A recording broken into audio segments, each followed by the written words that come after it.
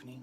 For tonight's ASMR, I'm going to read you a bedtime story to help you relax while you enjoy watching the city lights. So get yourself nice and comfortable, and let's get started. The Dragon Master. Once there was a certain young peasant. This peasant was a father of 3 beautiful daughters with another young child on the way. This peasant was a dreamer. He didn't have much in the way of monetary possessions, but happiness came with being with his young family.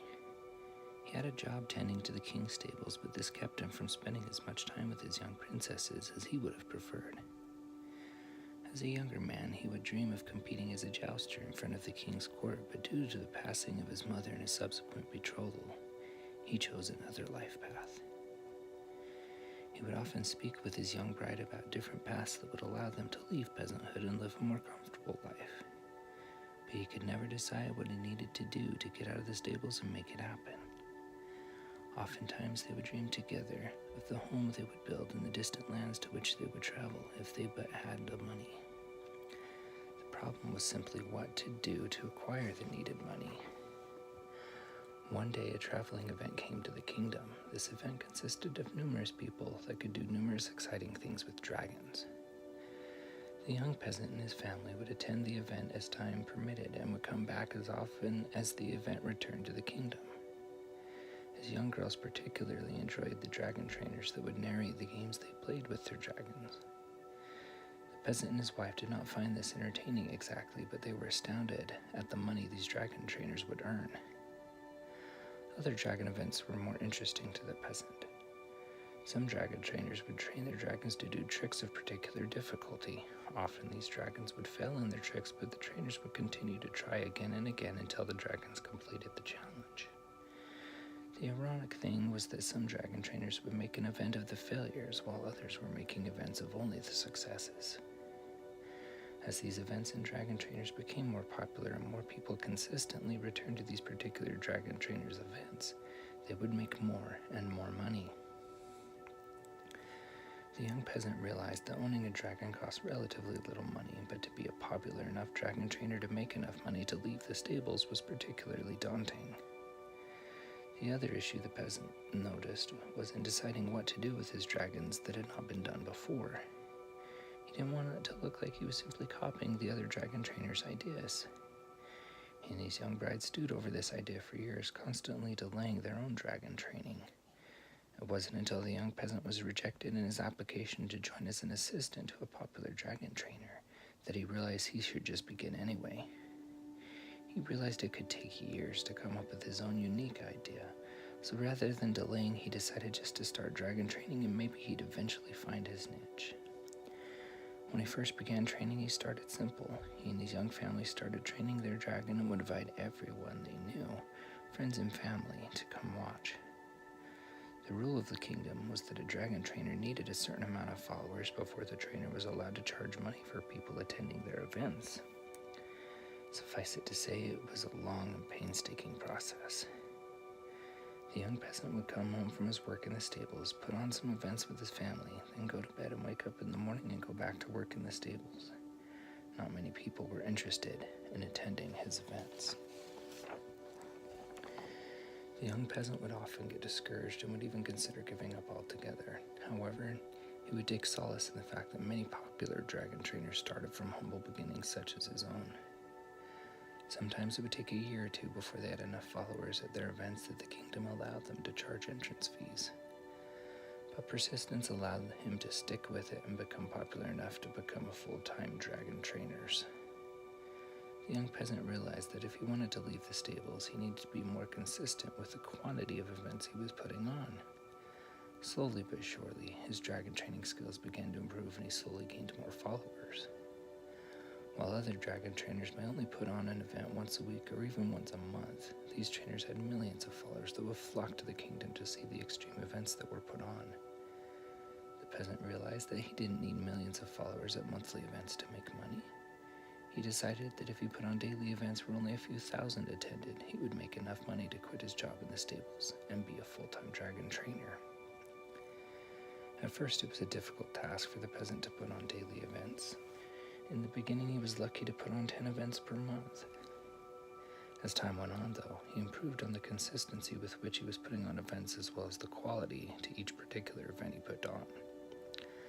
While most of the events consisted of his family simply training the dragon and the process with which they did it, he found that some people enjoyed watching him lull the dragons to sleep. He also found he would get more attendees at events when he taught the attendees certain dragon training techniques or tricks that he had learned. Dragon birthday parties also became a regular event as the peasant and his family paid particular attention to the events they were putting on during these days. Occasionally during events, the trainer would provide updates on the progress of his young bride's pregnancy and the impending birth of what they later learned was their first son. They noticed that more and more people attended the events leading up to the birth as they were curious and excited to meet the young lad. When he was finally born, as winter turned to spring, the attendees at the dragon training events spiked dramatically. More and more people flocked to see the events as they wanted to see the young lad and his introduction to life and to the dragon training environment. Many dragon trainers would do dangerous and sometimes absurd things with their dragons. With a young family to take care of, though, the peasant kept his events calm and safe, not only for his own family, but also so that other young families felt safe and secure. After the birth of his son, the peasant saw a very nice and relieving spike in the number of peoples that would attend his events. In the beginning, he was lucky to have 1 or 2 people show up. Right before the young lad was born, his events would average around 30 to 40 attendees. After the young lad was born, he saw a spike of attendees that reached 100. As more and more people attended his events, they would spread the word to others, and pretty soon the peasant saw an exponential growth of attendees as his family's events became more and more popular. After a year of putting on events, the family would have 500 attendees. 1 month after, they reached approximately 5,000, and another 3 months later, they reached 50,000 attendees. Suddenly, the peasant realized that he had had enough attendees that the kingdom allowed him to start charging an entrance fee. The first few months of earnings were not enough for him to quit his job at the stables, but it was enough for him and his bride to live a more comfortable life. The summer after the young lad celebrated his first birthday, the peasant and his family decided to put on a particularly special event. He had become a good enough dragon trainer that with the help of his friends, he decided to train his dragons to act out their own play. With his dragon training abilities so much more refined, and because no other dragon trainers had ever put on an event like this, the peasant suddenly saw his attendance numbers spike. Not only did he surpass 100,000 attendees per event, but the kingdom also put on a special party in his honor. Finally, he was making enough money that he could quit his job in the stables and become a full-time dragon trainer that also allowed him more time with his bride, princesses, and the young lad as they all participated in dragon training together. The peasant spent his entire life in the kingdom, and he did love living there, so rather than taking his money and building his new home in a faraway land, he decided he had one more task left to do. The kingdom in which he grew up was not a particularly wealthy kingdom. There were some high-ranking noblemen within its limits, but there were also a lot of peasants like he himself once was.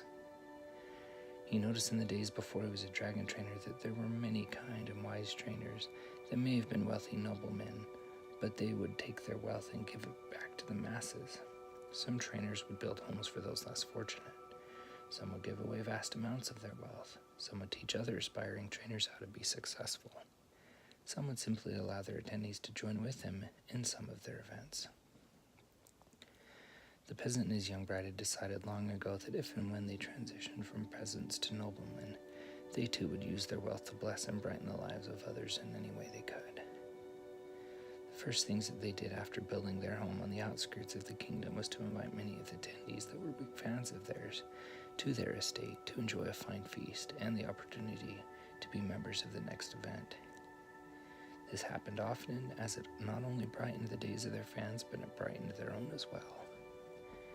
The peasant and his bride used their newfound wealth to teach their young children the value of hard work and the success it can bring. The princesses and young lad were able to spread this wisdom as well as they continued to grow. Oftentimes, the young family could be seen helping others that were less fortunate build or repair their homes or shelters. They were also known to give away the occasional carriage to a farm worker that had to travel great distances from his farm to the castle courtyard to sell his food. As the peasants' events continued to grow in popularity, He would also donate some of his greatest and smartest dragons to aspiring young trainers to assist with their attempts to increase the popularity of their events. The most important thing the peasant and his family wanted to do for others is to show anyone willing to attend their events that dreams weren't merely meant for sleep. Dreams were so much bigger than that. Dreams were meant to be lived. Dreams were meant to be achieved. The peasant wanted the kingdom in which they lived, and any kingdom for that matter, to see the progress he achieved in going from nothing at all to something great. The peasant and his bride realized that true happiness did not come from gold or silver. It did not come from money. In the beginning, the peasant was wealthy beyond imagination. He had love. He had family. What he wanted to achieve as a dragon trainer was to be able to help the world. He wanted to show people, both peasant and nobleman, and even royalty alike, that happiness, true happiness, comes from appreciating what you have first, even if it's but a little. Secondly, happiness comes from taking what excess you have and using it to bless the lives of all kingdoms. This is how a noble and humble peasant, a stable worker, blessed the lives of all in the kingdom. This is the story of how a peasant became a successful dragon trainer and eventually became a dragon master.